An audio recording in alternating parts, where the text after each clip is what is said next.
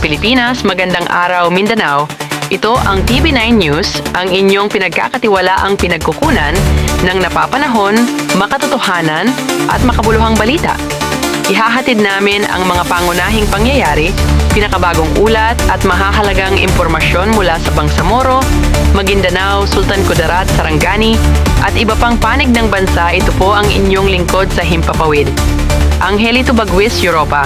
Narito na ang mga pangunahing balita. Dumaan ang pagulan at nariyan kami at nasa likod nyo kami upang makita namin ang mga aksyon ninyo para yung mga taong bayan ay kumbaga matulungan sa kanilang kalagayan at nandyan nga bukas kamay ninyong tinulungan at inayos ang mga daraanan ng matataas na tubig. Ngayon, university at patuloy ninyong binibigyang halaga ang edukasyon dito sa inyong bayan. Sa palagay ninyo, itong mga programang ito kasama sa inspirasyon sa inyong puso upang matulungan ang mamamayan dito sa bayan ng Paglat? Okay, assalamualaikum warahmatullahi ta'ala wabarakatuh. Binabati ko po kayo ng magandang tanghali sa inyong lahat, sa lahat po na nanonood at nakikinig po for today. Sa munisipyo po ng Paglat, yun po, tuloy-tuloy po yung pagbibigay po natin ng tulong sa ating mga kababayan, lalong-lalo na yung mga nasalanta ng baha.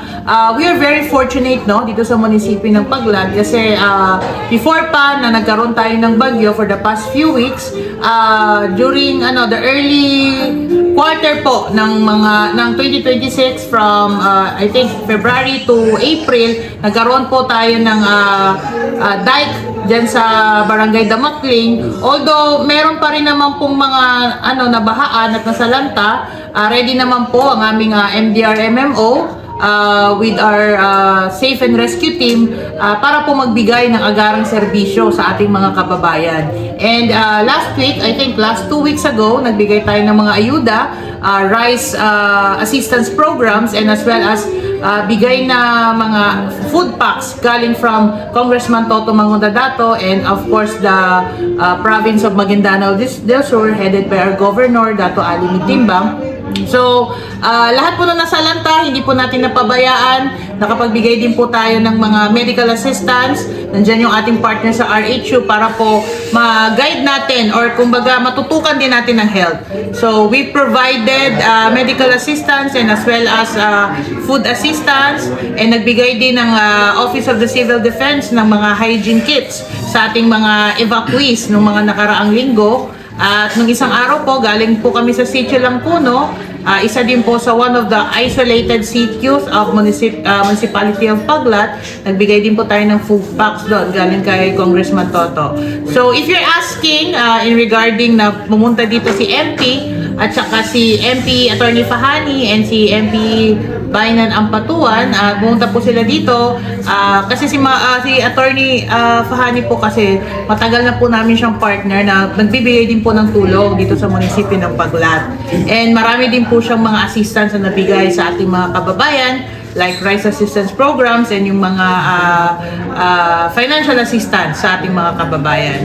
And actually kanina nag-uusap nga kami regarding po dito sa parang plano po namin na ipapatayo na Paglat Care Facility doon po sa Barangay Campo. And yun, tinawagan niya agad si MOH Minister Sinalunding,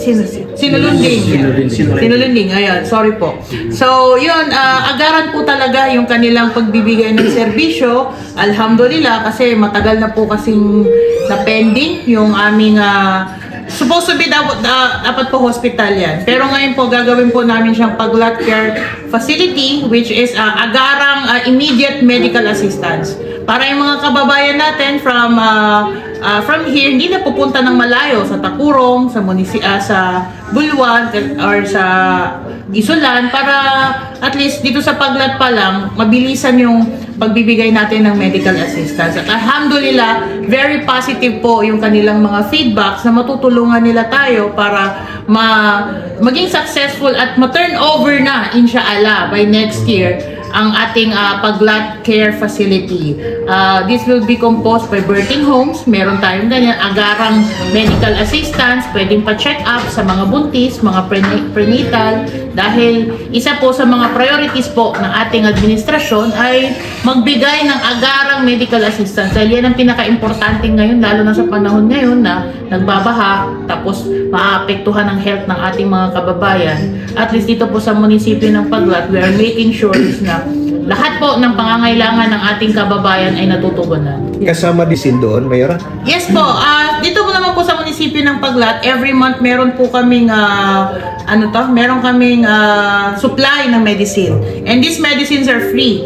Free ito na nakukuha ng ating mga kababayan kasi we have a partner before with AY Foundation. Yung AY Foundation po, nagbibigay po sila monthly sa ating RHU ng mga free medicines. And inshallah, for the next few months, magkakaroon po tayo ng mga medical missions na i-conduct. Nag-request na rin po ako sa ating province of Maguindanao del Sur and as well as sa office din ni Chief Minister at pati kay Congressman Toto para mabigyan ng agarang aksyon ang pangangailangan when it comes sa health sector. Po actually, marami pa tayong mga plano, lalong-lalo na ongoing ang ating mga infrastructures, ang ating mga road concrete projects, and as well as our agricultural programs, livelihood programs. So, ang the best po na pwede natin gawing programa is how we will capacitate the community. So, yun yung isa sa mga isinusulong namin ngayon and we will working it out na magkaroon ng capacity training sa ating communities. So that ang ating community ay merong participation sa ating governance. So, yun yung main priorities namin. Para yung community natin, marunong sila how will they propose. Kasi tayo namang nasa public service dapat pinapakinggan natin yung boses ng ating mga kababayan. And dahil sa mga capacity training and buildings na pwede natin i-offer sa kanila, at least alam nila na ito po ang kailangan namin, Mayora, ito po yung services na kailangan namin. So, yun yung pinakamagandang kumbaga communication with our community na merong partnership. May partnership tayo sa different line agencies. We have partnerships sa mga private sector, sa mga NGO. Ang pinaka-importante ay magkaroon tayo ng partnership lalong-lalo na sa ating mga kababayan. First na pangangailangan, basic needs, mapo-provide natin, inshallah. We have, apat po na non-IRA. Non-IRA yung apat namin na barangay, and apat po ang may IRA. So, itong mga non-IRA, actually, yung TMC, nakatayo yan sa non-IRA barangay.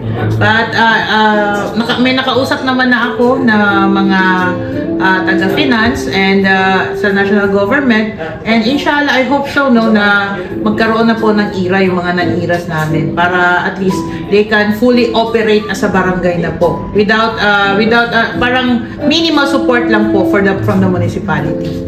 Sir, meron po kaming evacuation center, pero dahil nga ilang araw na rin po na hindi umuulan, so medyo humupa na po yung tubig, nakabalik na po sa kanilang mga tahanan yung ating mga evacuees. So okay naman po, hindi naman po malaki yung damage na nangyari dito sa flooding situation natin sa Barangay Damakling. Mga ilang araw humupa din po yung tubig. Pero tuloy-tuloy pa rin po yung pagbibigay namin ng mga food packs and rice assistance programs para sa ating mga kababayan. Kasi lagi naman po kami nagbibigay kung ano po yung darating sa munisipyo ng Paglat, as well as meron din po kami mga stocks ng pagbibigay ng mga food packs and rice assistance. Diretso po namin yan binibigay sa taong bayan. Alhamdulillah. Wala. Yung mga yung mga evacuees natin, sa evacuation center, pinapunta ko po lahat ng ating mga health workers, pati si doktor namin dito sa munisipyo ng Paglat. So, yung mga bata doon, mga malnutrition ng mga bata, mga buntis, talagang pinapunta ko si Doc to check on them. And mga health workers namin, every now and then, nagbabarangay sila So, namomonitor po namin lahat kung sino yung mga hindi magaganda yung sa nutrition ng mga bata. And during nag-evacuation, pa-feeding program din po kami para sa mga wata na Paglat. Legacy of my father, the former mayor, Engineer Abdul Karim Langkuno, hindi po mapapantayan ang kanyang legacy. Talagang magaling talaga si Father, si former mayor. Kami po, I'm very lucky, no, na nagkaroon po ako ng opportunity na makapagbigay din po ng serbisyo sa ating mga kababayan, especially dito sa munisipyo ng Paglat, dahil lahat naman po ata dito na nakatira ay kamag-anak namin. Pero ako, I'm just trying my best. I'm trying my best na madugtungan yung kanyang legasiya, madugtungan yung mga kanyang mga advocacies at pagsusulong sa munisipyo ng Paglat. At yun po, hindi ko na po inaano na mapantayan ko siya.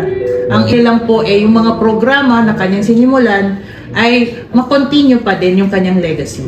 Po, para sa aking mga kababayan dito sa munisipyo ng Paglat, ay kami po dito ay nagtutulungan. At kung ano man po yung mga mag-a-arise na mga problema or mga conflicts, ay kailangan pagtulungan po yan.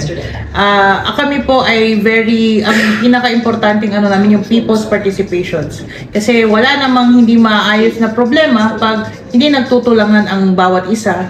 And isa din po sa key ng development ng isang munisipyo at ng isang lugar ay yung pagtutulungan, kagkalimwa, Maguindanao ko rin, pagkakalimwa na Marakrataw, kumbaga, cooperative ang lahat ng ating mga kababayan. So, inshallah, yung magandang pagtataguyod natin ng pag-gobyerno dito sa munisipyo ng Paglat ay tuloy-tuloy po. And kami po as your public servants ay we assure na we are doing our best na mapaganda at mapadevelop ang munisipyo ng Paglat. Paglat Care, Sulong Paglat. Thank you very much.